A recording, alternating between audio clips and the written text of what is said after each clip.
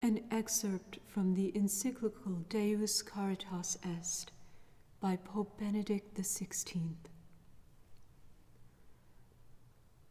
That love between man and woman, which is neither planned nor willed, but somehow imposes itself upon human beings, was called eros by the ancient Greeks.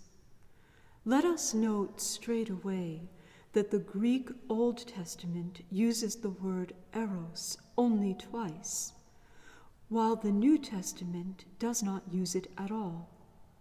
Of the three Greek words for love, eros, philia, the love of friendship, and agape, New Testament writers prefer the last, which occurs rather infrequently in Greek usage. As for the term philia, the love of friendship, it is used with added depth of meaning in St. John's Gospel in order to express the relationship between Jesus and his disciples. The tendency to avoid the word eros, together with the new vision of love expressed through the word agape, clearly point to something new and distinct about the Christian understanding of love. In the critique of Christianity, which began with the Enlightenment and grew progressively more radical, this new element was seen as something thoroughly negative.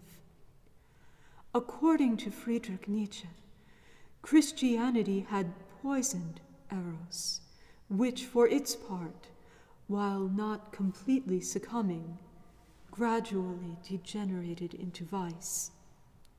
Here the German philosopher was expressing a widely held perception. Doesn't the Church, with all her commandments and prohibitions, turn to bitterness the most precious thing in life? Doesn't she blow the whistle just when the joy, which is the Creator's gift, offers us a happiness which is itself a certain foretaste of the divine? But is this the case? Did Christianity really destroy eros? Let us take a look at the pre-Christian world.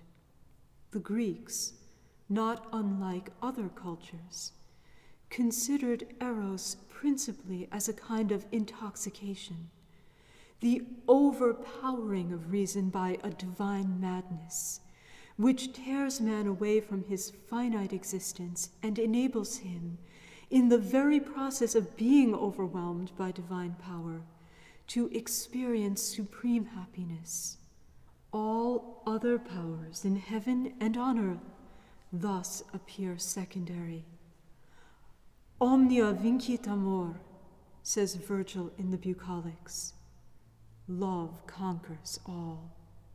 And he adds, et nos cedamus amore. Let us too yield to love. In the religions, this attitude found expression in fertility cults, part of which was the sacred prostitution which flourished in many temples. Eros was thus celebrated as divine power, as fellowship with the divine.